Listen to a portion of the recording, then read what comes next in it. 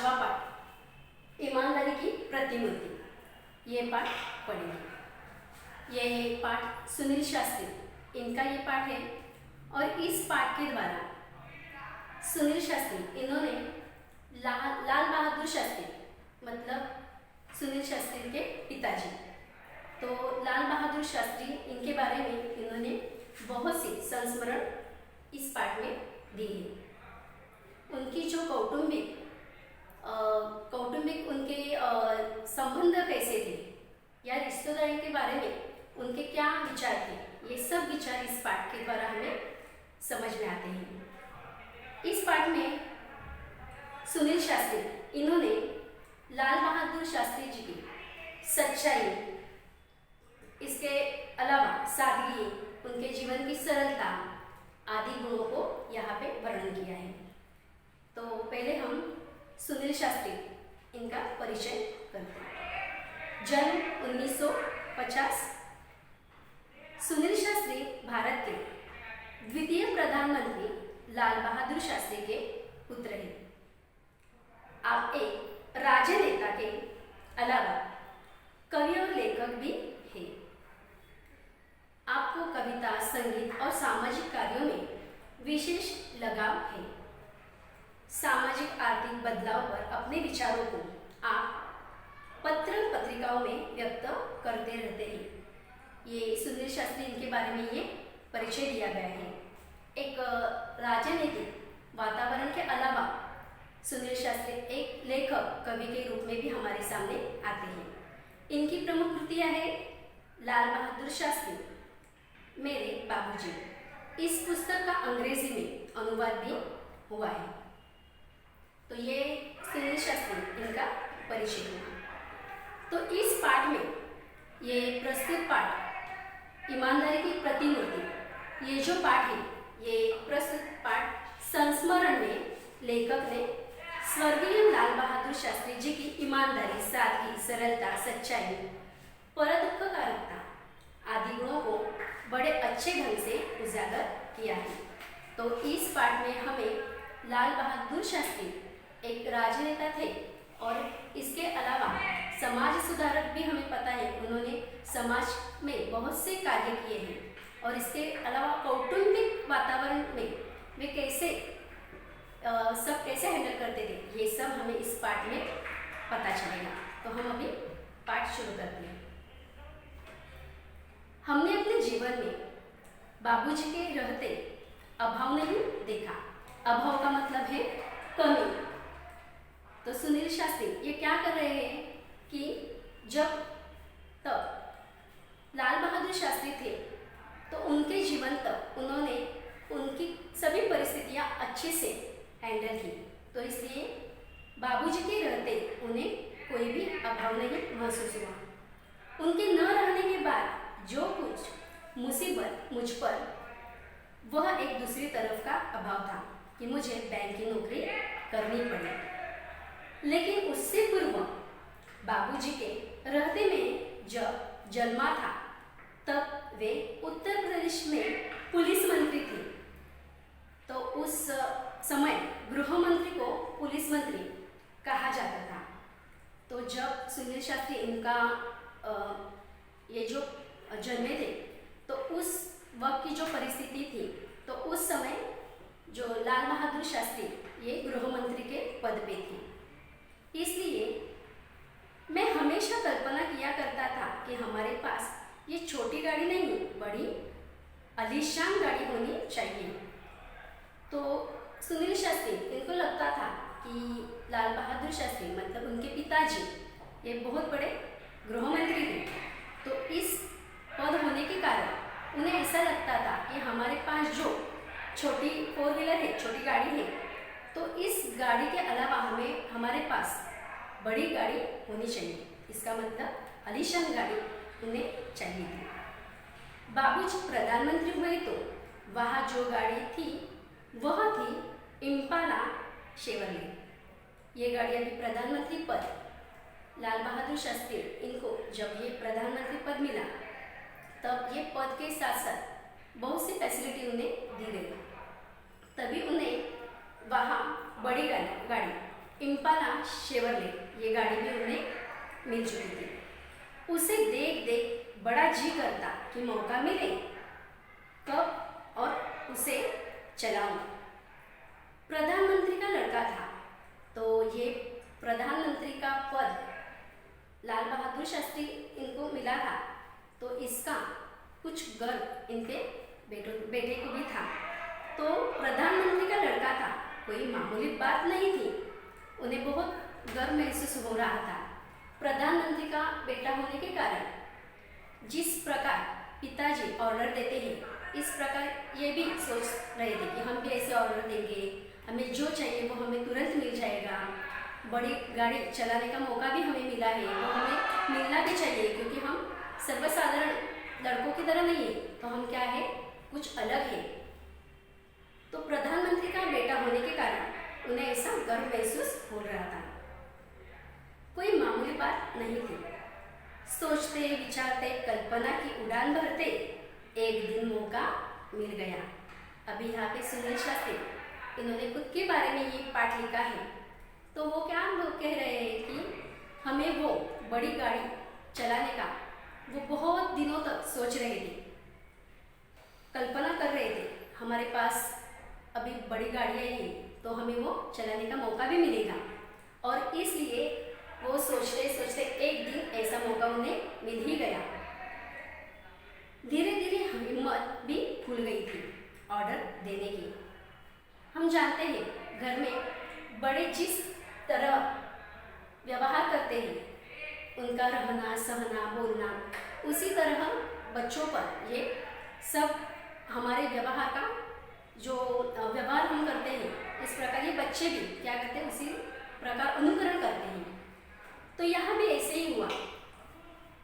लाल बहादुर शास्त्री इनके घर में जो उनका रहना सहना था, उनका जो बोलना था, ये सब ये बच्चे भी अनुकृति करते थे। तो इसी प्रकार सुनील शास्त्री इनकी भी हिम्मत खुल गई ऑर्डर देने की। हमने बाबूजी के निजी सचिव से कहा, सहाय साहब जरा ड्राइवर से कहिए इम्पाला लेकर रेजिडेंस की तरफ आ जाए।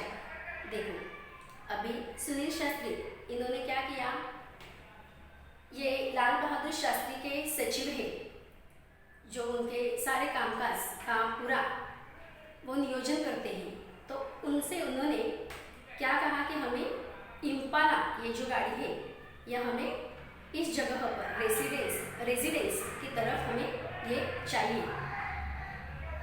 इनके कहा जब उन्होंने सुनील शास्त्री ने ये ऑर्डर दी, ये ऑर्डर मान्य करके 2 मिनट में ही गाड़ी आकर दरवाजे पर लग गई। अनिल भैया ने कहा, मैं तो इसे चलाऊंगा नहीं, तुम ही चलाओ। अभी ये अनिल ये भी लाल बहादुर शास्त्री के बेटे हैं। तो दोनों भाई एक साथ थे और इन्होंने क्या किया, सचिव से गाड़ी की मांग की। उन्हें ये बड़ी आलीशान गाड़ी चलाने का मौका चाहिए था और ये मौका उन्हें मिल भी गया। तभी अनिल भैया ने कहा कि मैं तो इसे नहीं चलाऊंगा, तुम ही इसे चलाओ। मैं आगे बढ़ा, ड्राइवर से चाबी मांगी, बोला तुम बैठो, आराम करो, हम लोग वापस आते हैं अभी। कुछ समय के लिए ड्राइवर को भी लगा होगा कुछ समय के लिए इनको ये गाड़ी चाहिए। और सुनील शास्त्री इन्होंने क्या किया, आगे बढ़कर, क्योंकि उनके बड़े भाई ने कहा था कि हमें तो गाड़ी चलाने नहीं आती, मैं नहीं चलाने वाला, तो ये गाड़ी तुम ही चलाओ। इसलिए आगे बढ़कर सुनील शास्त्री इन्होंने ड्राइवर से चाबी मांगी और ड्राइवर से कहा कि तुम क्या करो, आराम करो, चलाने की जिम्मेदारी आज हमारी है। हम ये गाड़ी ले जाते हैं काम के लिए और कुछ समय में वापस भी लाते हैं। गाड़ी ले हम चल पड़े। क्या शान की सवारी थी, याद कर बदन में झुरझुरी आने लगी थी। बहुत दिनों तक उन्हें यह सोचते थे, कल्पना करते थे कि कभी तो हमें इस गाड़ी की सवारी करनी है, कभी तो हाथ में मौका मिलेगा। बहुत समय के बाद अभी इनके हाथ में ये मौका आया है। तो इस कारण इन्हें बहुत ऐसे अच्छा फील हो रहा था। जिसके यहाँ खाना था वहाँ पहुँचा। बातचीत में समय का ध्यान नहीं रहा, देर हो गई। अभी ये जो दोनों भाई सुनील शास्त्री और उनके भाई जिनके यहाँ वो खाना खाने के लिए गए थे, ये बड़ी गाड़ी आलीशान गाड़ी लेकर वो वहाँ पे खाना खाने के लिए चले गए।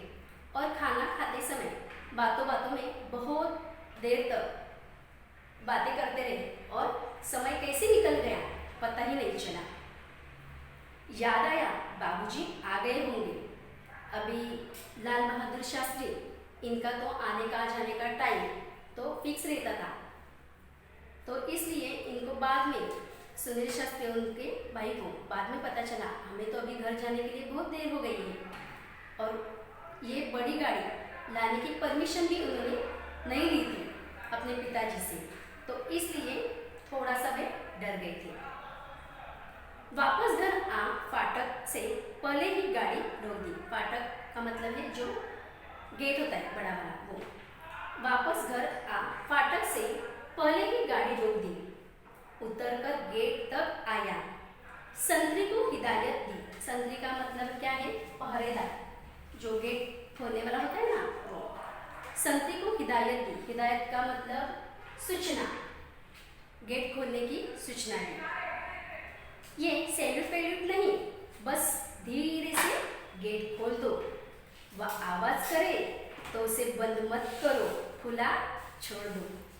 अभी यहाँ पे देखो हमें पता चलता है ये लाल बहादुर शास्त्री के बेटे हैं, फिर भी उन्हें अपने पिताजी से परमिशन न मांगने की ये उन्होंने बहुत बड़ी गलती की थी।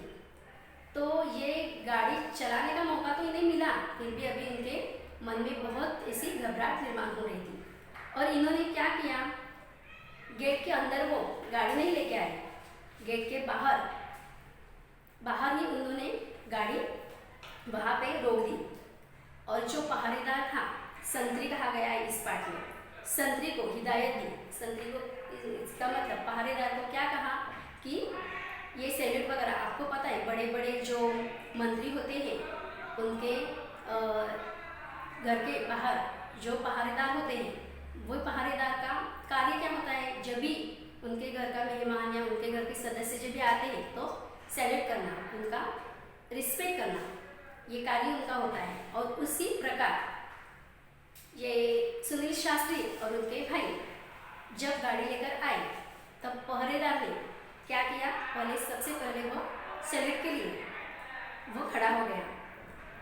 तभी सुनील शास्त्री ने कहा कि देखो ये सैल्यूट वैल्यूट सब बाद में करना, अभी रख दो, पहले तुम धीरे से दरवाज़ा खोलो, क्योंकि उनके पिताजी इन दोनों के पहले ही आ चुके थे।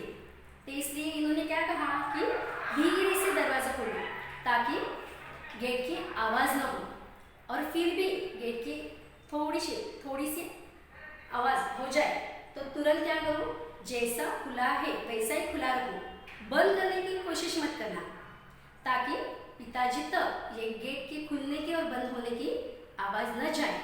इस प्रकार इन्होंने ये बंदोबस्त किया था। बाबूजी का डर, वह खटपट सैल्यूट मारेगा तो आवाज़ होगी, और फिर गेट की आवाज़ से बाबूजी को हम लोगों की लौटने का अंदाज़ा भी हो जाएगा, क्योंकि उनको देर हो रही थी, आने के लिए देर हो गई थी, और इसलिए ये सैल्यूट का आवाज़ भी नहीं होना चाहिए था और गेट की आवाज़ भी नहीं होनी चाहिए, इसलिए उन्होंने ये सब इंतज़ाम किया था। वे बेकार में पूछताछ करेंगे। पूछताछ का मतलब क्या है, वह बेकार में कहाँ गए थे, किधर गए थे, कौन सी गाड़ी लेके गए थे, ये सब वो पूछताछ करेंगे। अभी बात ताज़ा है, देखो हाँ, उनकी तो गलती हो गई है, बिना पूछे वह गाड़ी ले जाने की। अभी बात ताज़ा है, सुबह तक बात में पानी पड़ चुका होगा। बात पर पानी पड़ना का मतलब मामला ठंडा होना। जब भी कुछ परिस्थिति या कुछ घटना घट जाती है तो उस समय